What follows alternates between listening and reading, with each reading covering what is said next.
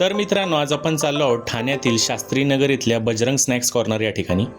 आणि या ठिकाणी आपण आलो आहोत ठाण्यातील सुप्रसिद्ध अशी यांची मिसळ खाण्यासाठी. सोशल मीडियावर देखील प्रसिद्ध अशी ही एक मिसळ आहे. याआधी याचे रील्स तुम्ही नक्कीच पाहिले असतील.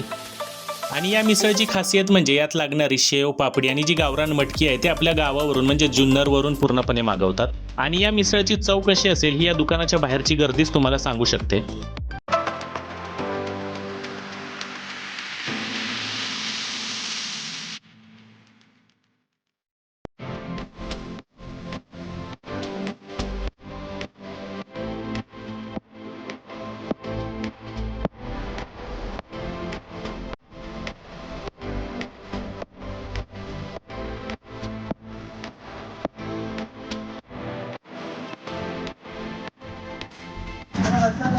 कशी आहे सर मिसळ?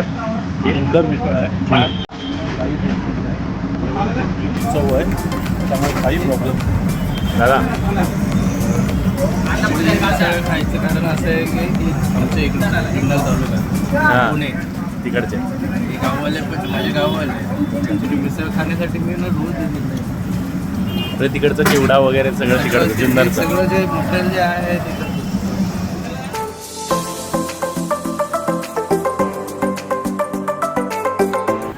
मिसळचं नाव आपण बघितलंय, ठाण्यामध्ये फेमस आहे.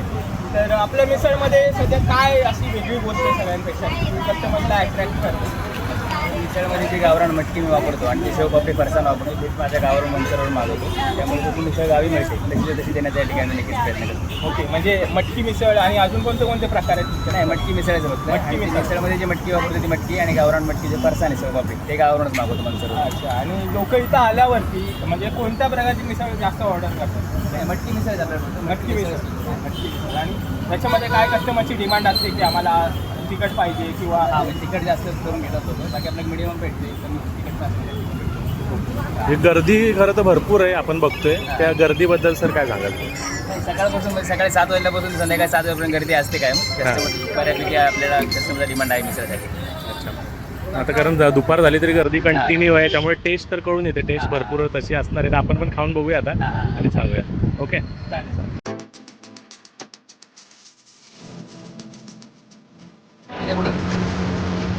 हीच शेव दादा तुम्ही म्हणजे गावावरही मागवता का पूर्ण सगळं? करून मागवतो शेवपापडी आणि गावरान तिकडूनच बनवून इकडे नाही येते. तिकडून बनवतो.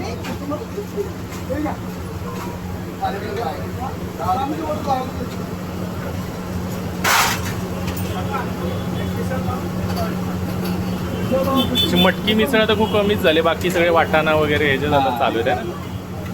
जरा पुढे जा तुम्ही पाठवा जरा हो.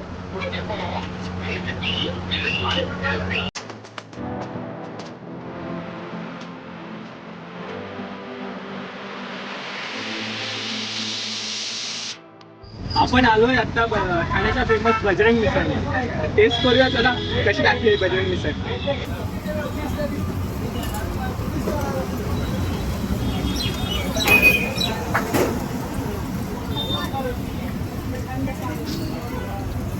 हा पहिला बाईट विथ शेव आणि चटणी.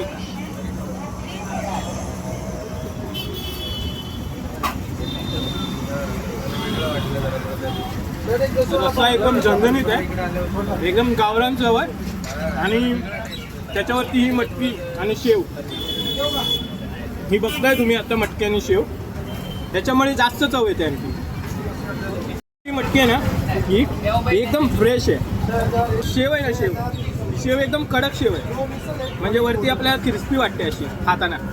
आणि तिखट चटणी मस्त. टेस्ट करून बघूया आपली पुण्याकडची जुन्नरकडची स्पेशल ही बजरंग मिसळ.